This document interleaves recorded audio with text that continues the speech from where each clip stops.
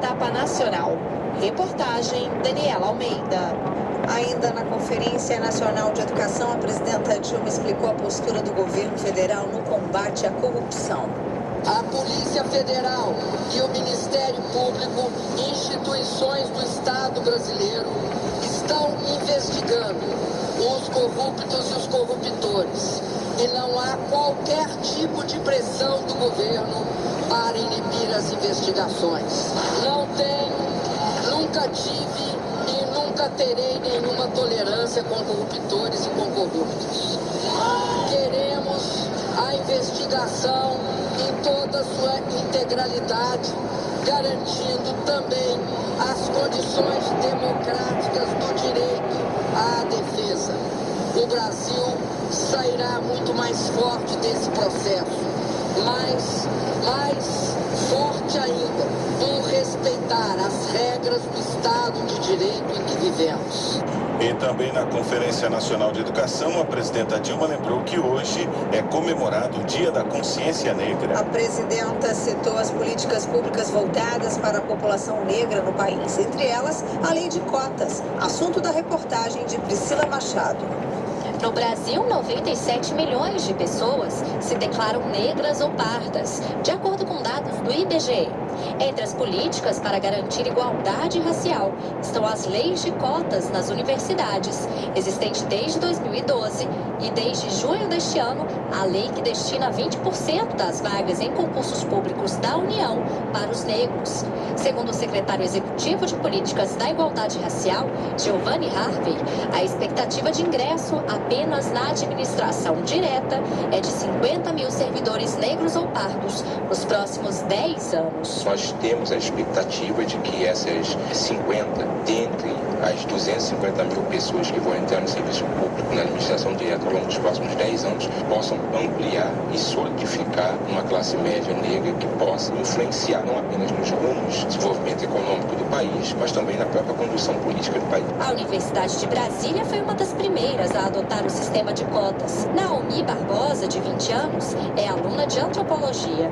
Segundo ela, a inserção dos negros no meio acadêmico vem reparar uma exclusão histórica dessa população. É uma política afirmativa totalmente válida, é um direito nosso, já que esses espaços de conhecimento e poder foram tirados da gente durante toda a história do Brasil. Não há nada mais justo, do que a gente acessar esse tipo de política. Durante participação na Conferência Nacional de Educação, a presidenta Dilma, lembrando o Dia da Consciência Negra, destacou a importância da lei de cotas em um país em que 52% da população se declara afrodescendente. A lei de cotas é um passo numa política afirmativa de um país que no censo de 2010 se declarou majoritariamente da raça negra. Nós devemos assumir com orgulho a condição da população afrodescendente na composição da nossa nação. Temos de ter orgulho disso. Entre as ações previstas pela Secretaria de Políticas de Promoção da Igualdade Racial até o ano de 2015 está a redução das mortes por homicídio entre a juventude negra e a criação de acordos para a inclusão da população negra no mercado de trabalho, além da redução da mortalidade materna. Reportagem Priscila Machado. 7h11 no horário brasileiro de verão. Está sendo velado na Assembleia Legislativa de São Paulo o corpo do advogado e ex-ministro da Justiça, Márcio Tomás Bastos. Ele morreu no início da manhã de hoje, aos 79 anos. A presidenta Dilma Rousseff e outros representantes do governo estiveram no local para prestar as últimas homenagens. Quem tem mais informações ao vivo é o repórter Leonardo Meira. Boa noite, Leonardo. Boa noite, Luciano. Márcio Tomás Bastos estava internado no Hospital Sírio-Libanês, aqui em São Paulo, desde a última terça-feira, dia 18. Ele tratava uma fibrose pulmonar. Bastos foi ministro da Justiça durante o governo do ex-presidente Luiz Inácio Lula da Silva entre os anos de 2003 e 2007 e fez carreira como advogado criminalista, atuando em momentos históricos como o julgamento dos executores do ambientalista Chico Mendes. A presidenta da República, Dilma Rousseff, divulgou nota de pesar pelo falecimento. Segundo a nota, Tomás Bastos foi grande defensor do direito de defesa e considerava o exercício da advocacia um pilar da sociedade livre. O atual ministro da Justiça, José Eduardo Cardoso, esteve no velório e falou em nome do governo. Ele ressaltou as ações de Bastos à frente do ministério.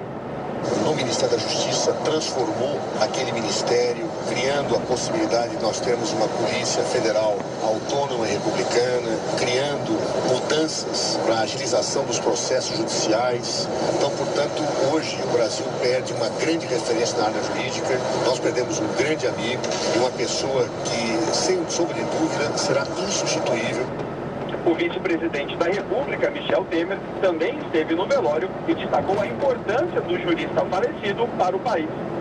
A advocacia perde um símbolo e a vida pública perde um grande homem, porque o Márcio teve uma espécie de duplicidade, né, como advogado na vida privada, como homem extraordinário e como homem público, como defensor da democracia e do Estado de Direito, no qual hoje vivemos. O velório segue na Assembleia Legislativa do Estado de São Paulo até às 8 horas da manhã desta sexta-feira. Logo após, o corpo segue para o cemitério Horto da Paz, na cidade de Itapecerica da Serra, na Grande São Paulo, onde vai ser cremado. Kátia, Luciano.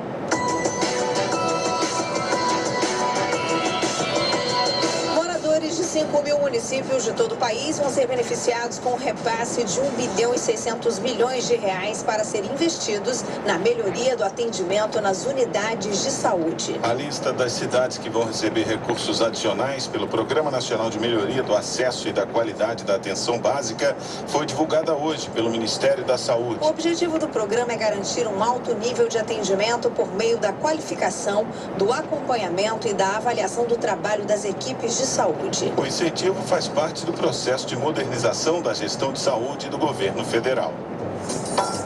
Voz do Brasil. O cidadão que tem dúvidas sobre uma conta no banco, empréstimo consignado, financiamentos e outros tipos de operações bancárias não precisa mais ir até as instituições financeiras para saber o que ocorreu. Pode fazer tudo isso de casa, usando um computador ligado à internet. Para isso, basta que o cidadão se cadastre na página do Banco Central para ter acesso a informações como tarifas cobradas, relatório de dívidas e contas bancárias ativas, o Registrato. Josias Viana de Souza pensou que havia encerrado uma conta bancária em 2011, mas há cerca de 6 meses o professor universitário se assustou ao receber uma cobrança da instituição financeira. Na verdade, eu fechei a conta e em função de um débito posterior ao que eu fechei, né, sujou meu nome por isso, porque eles não apresentaram, fecharam a minha conta, receberam a minha conta quitada, mas apareceu débito. Eu estou com a dívida e estou brigando aí para ver se eu consigo tirar ela das minhas costas. Facilitar para o usuário de serviços bancários a visualização de informações como contas ativas, dívidas, operações de crédito, financiamentos e outros serviços contratados com as instituições financeiras. Essa é a ideia do sistema Registrato, desenvolvido pelo Banco Central. O sistema tem as mesmas garantias de sigilo dos dados pessoais e segurança eletrônica utilizados atualmente pelos serviços de internet dos bancos.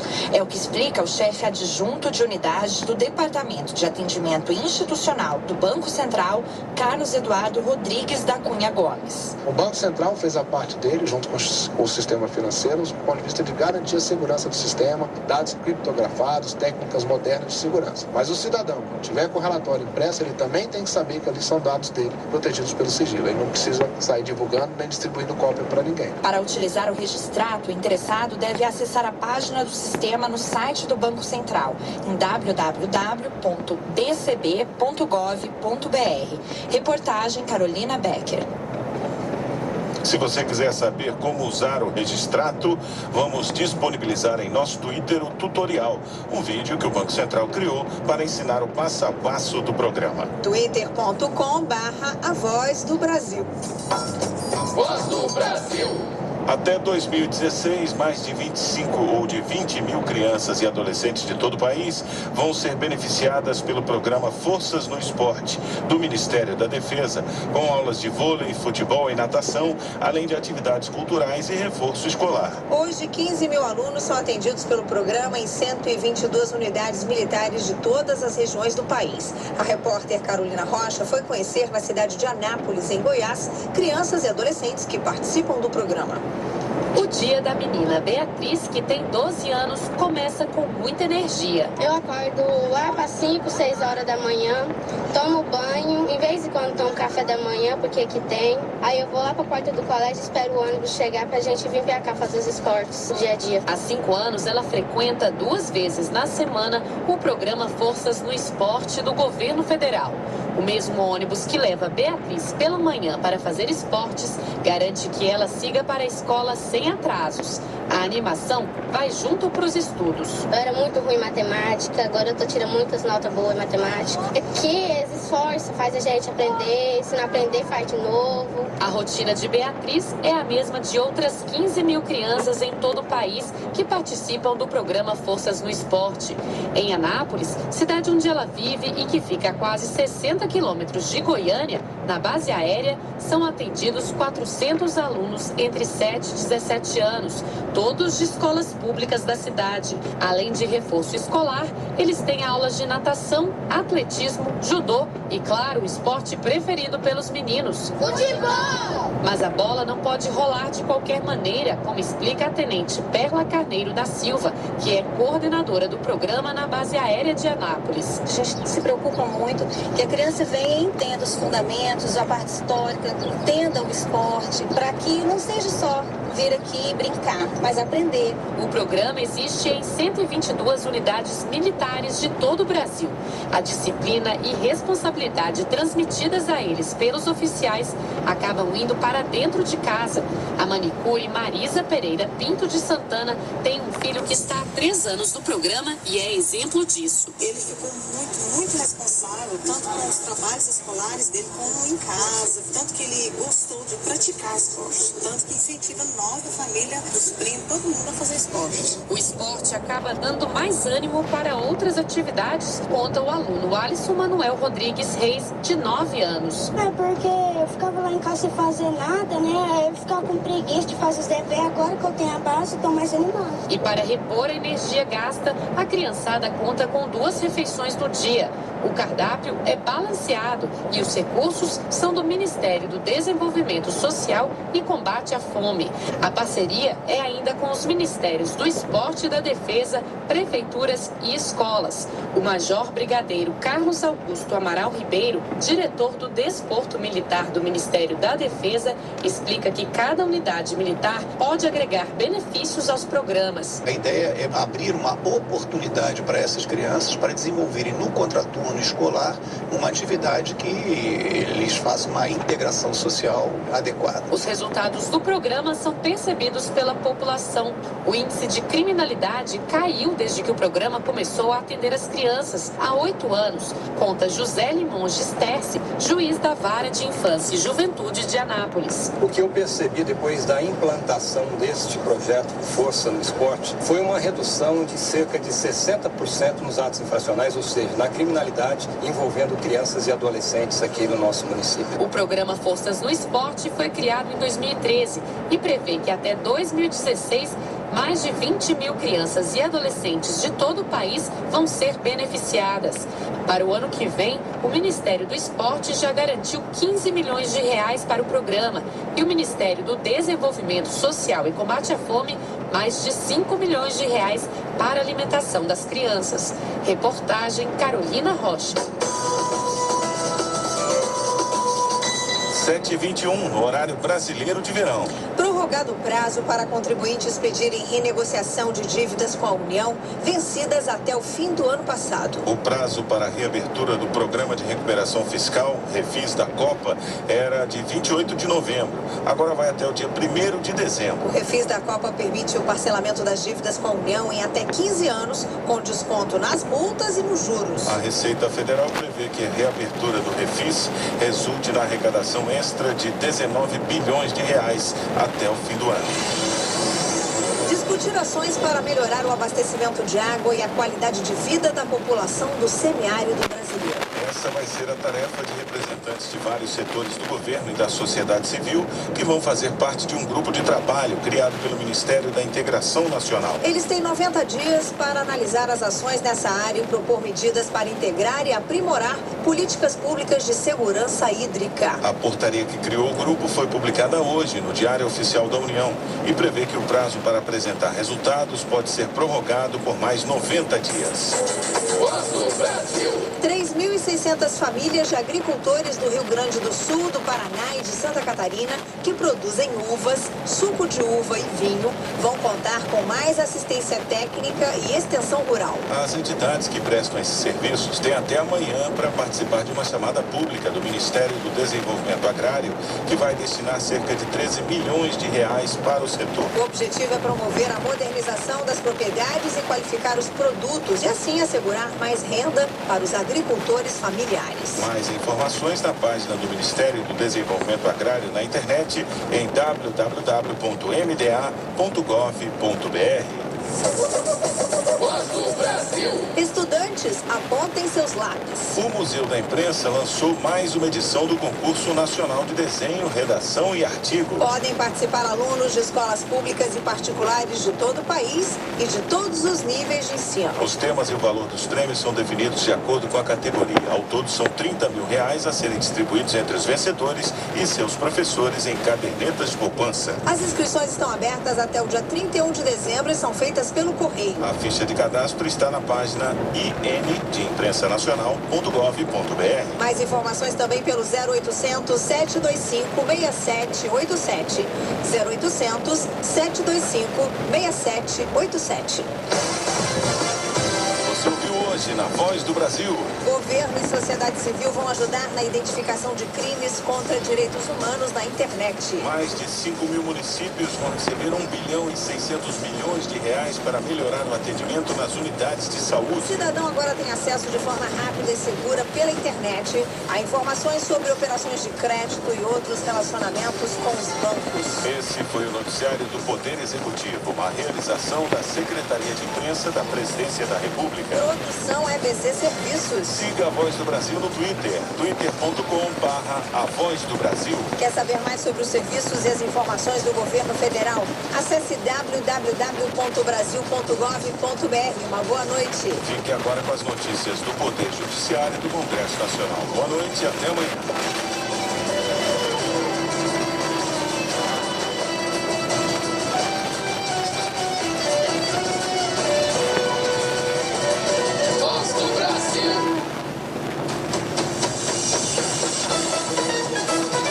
Você vai ouvir agora notícias do Poder Judiciário. O Supremo discute incidência de IPI para carros importados por particulares. TST mantém condenação por longa jornada imposta a motorista. No Distrito Federal, filhos são os maiores agressores dos idosos. Agora em Brasília, 7h25. Boa noite, eu sou Marina Fauci. Eu sou Arthur Filho.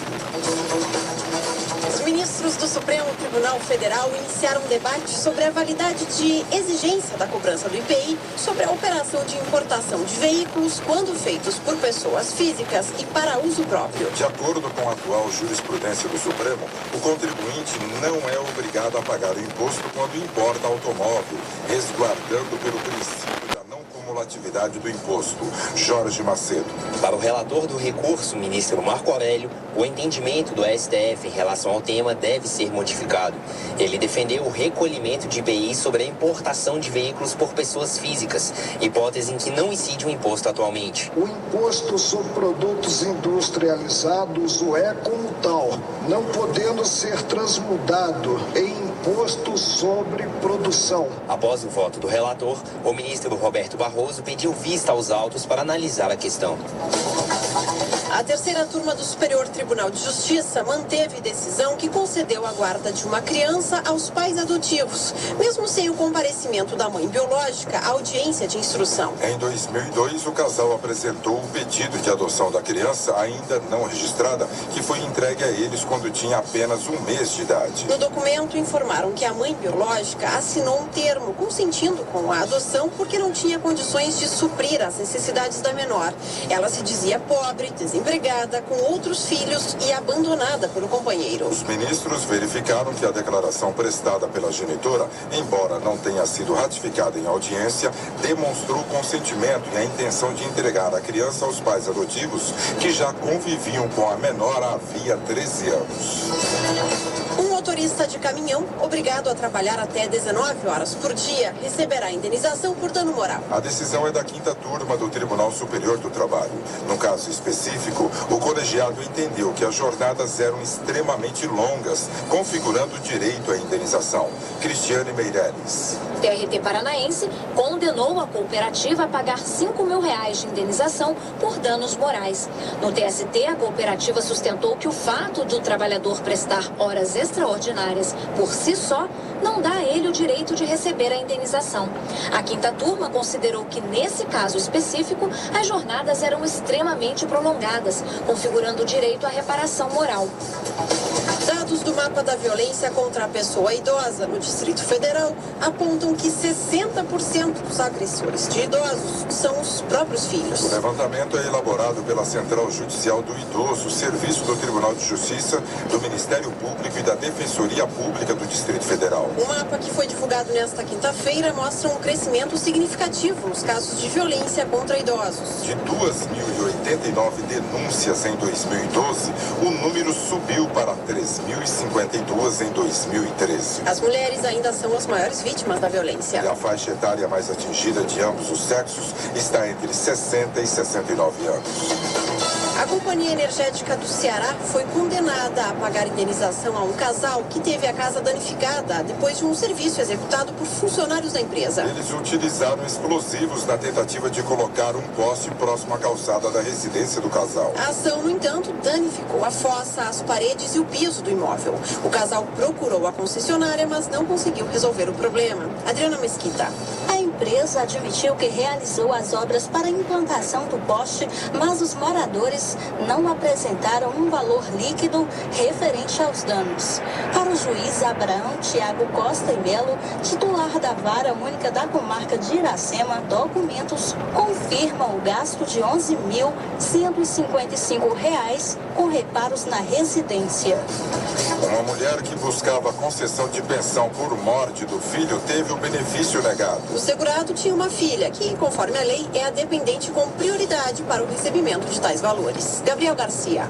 O juiz federal verificou que a posição da autora na relação de beneficiários da pensão por morte é inferior àquela ocupada pela filha do homem. O relator esclarece que a possibilidade de rateio da pensão se configura apenas no caso de existir mais de um dependente inserido na mesma classe de beneficiários, o que não ocorre neste processo. Você acompanha outras notícias do Poder Judiciário em 104,7 FM para o Distrito Federal e em torno e também pela internet. Acesse www.radiojustiça.jus.br e siga pelo Twitter. twitter.com/radiojustiça. Uma boa noite. Boa noite. Notícias do Poder Judiciário, uma produção da Rádio Justiça, Supremo Tribunal Federal. Está no ar, o Jornal do Senado.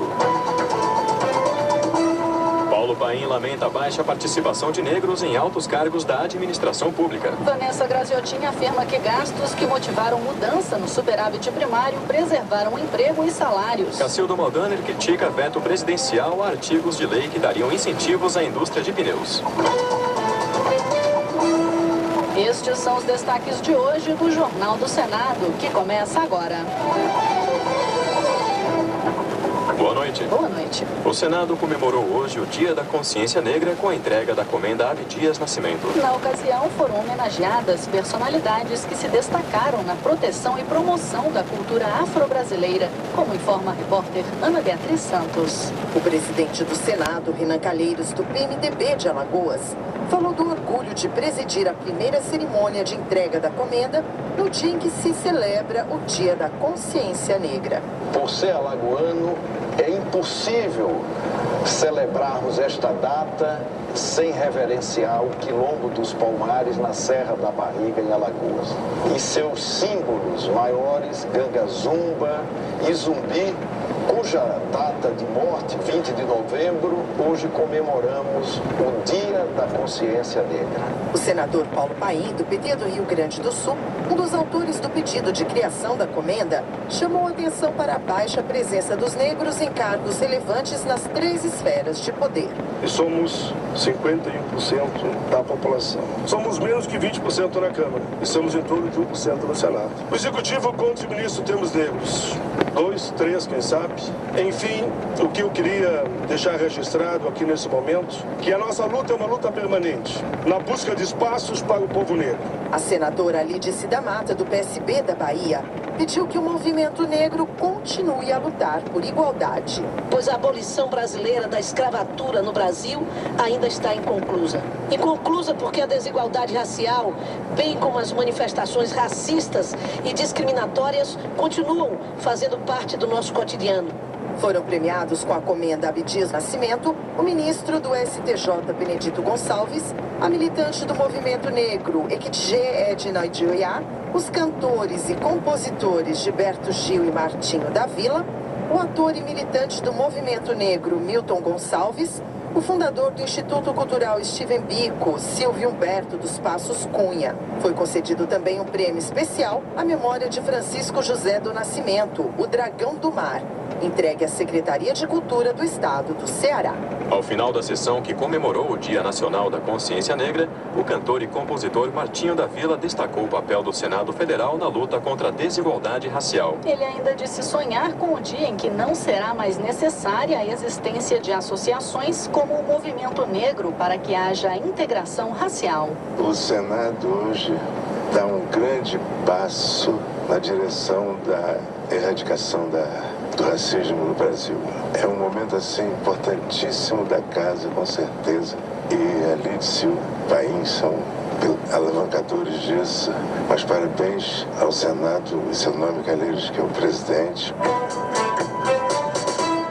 O presidente do Congresso Nacional, senador Renan Calheiros, do PMDB de Alagoas, lamentou a morte do advogado e ex-ministro da Justiça, Márcio Tomás Bastos, aos 79 anos, ocorrida hoje em São Paulo. Em nota, Renan afirmou que o Brasil perdeu um grande cidadão e um de seus maiores advogados. Ele ressaltou o brilhantismo e a dedicação de Tomás Bastos no exercício da advocacia. Também os senadores Vital do Rego, do PMDB paraibano, e Jorge Viana, do PT do Acre, lamentaram a morte de Márcio Tomás Bastos.